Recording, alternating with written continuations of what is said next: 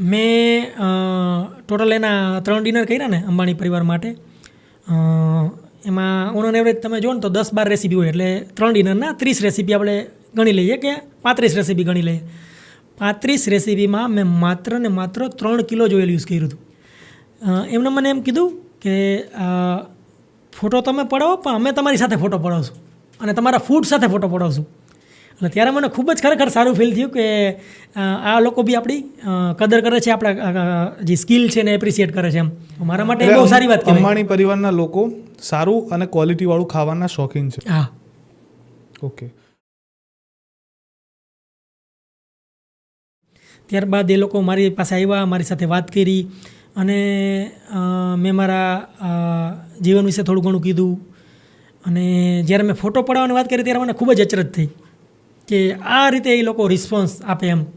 એટલે ફોટો પડાવવાનું તમે કીધું કે મારે પડાવો છે. હા, તો આપણે ઊંચ નીચનું કે પૈસાવાળા છે, ગરીબ છે, અમીર છે, એ બધું મૂકી દો, પણ માણસાઈ અને સંસ્કાર છે ને ખરેખર કેને કહેવાય ને, એમાં મને ક્યાંક દેખાણું એ લેવલ ઉપર કે ભાઈ આ લેવલના લોકો બી એ રીતે વિચારસરણી રાખતા હોય છે. એમ એવું નહીં કે પૈસાવાળા હોય એટલે ઘમંડ હોય, અભિમાન હોય.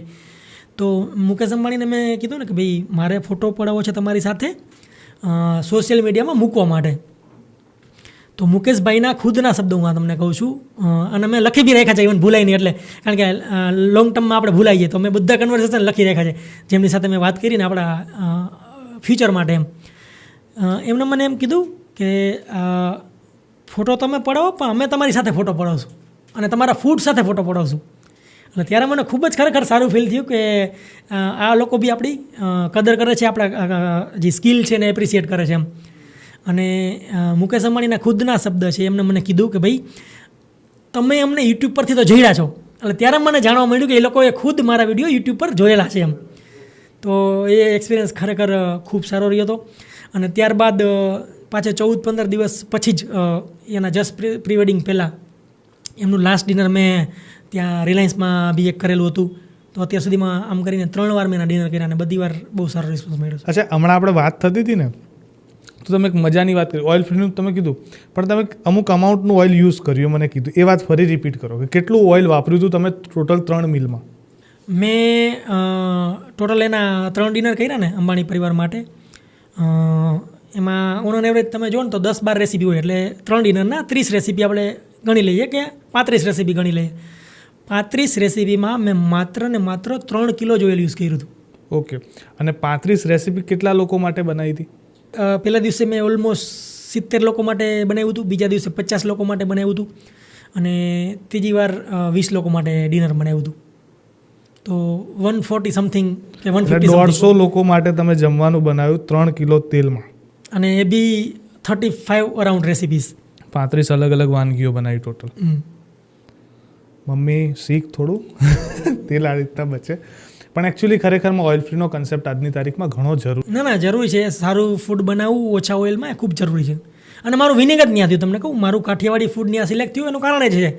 બાકી આદિ સુધીમાં મને સાંભળવા મળ્યું ત્યાં સુધી એ લોકોએ બહુ બધા લોકોને રિજેક્ટ કર્યા છે. ઓકે. ખાલી ઓઇલ અને મસાલાના કારણે જ. અને મને એક ઇનપુટ મળ્યો છે ત્યાં સુધી તો એ લોકોએ આઈ થિંક ગુજરાતમાંથી 20 લોકો હોટલ અને કેટરરને રિજેક્ટ કર્યા છે આ બાબતથી જ, ખાલી તેલ ને મસાલાના કારણે. તો મારા માટે બહુ સારી વાત કહેવાય. અંબાણી પરિવારના લોકો સારું અને ક્વોલિટીવાળું ખાવાના શોખીન છે. હા. ઓકે. હવે આ તો વાત થઈ, હવે તમારી ઉપર આવીએ. કઈ રીતના વિચાર આવ્યો કે આવું ફૂડનું કામ કરવું છે? આ વસ્તુની શરૂઆત થઈ વિચારની શરૂઆત થઈ નહીં, પણ મારા કામની શરૂઆત થઈ આજથી 22 વર્ષ પહેલાં ઓલમોસ્ટ. જ્યારે એક દિવસ સ્કૂલેથી હું ઘરે આવ્યો ત્યારે મેં જોયું હતું ઘરે ના તો કોઈ જમવાનું હતું કે ના તો કોઈ વ્યક્તિ અવેલેબલ હતા. તો ત્યારે અમારે શું હોય કે ગામડામાંથી અમે સ્કૂલે જઈએ તો સવારે 5 વાગે તમે ઘરેથી નીકળી ગયા હોય, તો તમે વિચારો કે અમે 4 વાગે ઉઠી ગયા હોય એનો મતલબ, અને રિટર્ન થાય 1 વાગે બપોરે. તો એ દરમિયાન કલાકો બહુ ઝાઝી થઈ જાય, ભૂખ લાગવાની છે જોરદાર. તો હું ઘરે આવ્યો તે દિવસે મમ્મીની જામનગર શોપિંગ કરવા ગયા હતા. એટલે ઘરે કોઈ હતું નહીં, જમવાનું નહોતું. કારણ કે અમારા ગામડામાં શું હોય કે એક જ બસ આવે જનરલી, અથવા તો 2 બસ આવે મેજોરિટી, 2 ટાઈમ. હવે એ તમે ચૂકી જાઓ ને એટલે તમે 2 થી 3 કલાક લેટ થઈ જાઓ. કેટલા? કારણ કે કનેક્ટિવિટી એટલી ના હોય જોરદાર કે તમે ઇન્સ્ટન્ટલી તમે ત્યાં પહોંચી જાઓ એમ, ભલે અમુક જ કિલોમીટર છેટું હોય તોય. તો તે દિવસે પહેલી વાર મેં બટેટાનું શાક, ખીચડી અને પાપડ જેવી રોટલી બનાવેલી. અને મારા માટે જ નહીં, બધા માટે બનાવેલું. એટલે એ ઇન્સિડન્સ હજી મને હુબહુ યાદ છે કે ભાઈ મારો એ પહેલો ઇન્સિડન્સ હતો. મેં આવી રીતે જમવાનું બનાવ્યું હતું અને બધાને ખૂબ ગમ્યું હતું. એમ કે પહેલી ટ્રાયમાં એક તો ફૂલ થાળી બનાવી બધા માટે બનાવી, પોતા માટે જ નહીં. એમ કે એવું નહીં કાંઈક ખાલી કરીને રોળવી લેવું.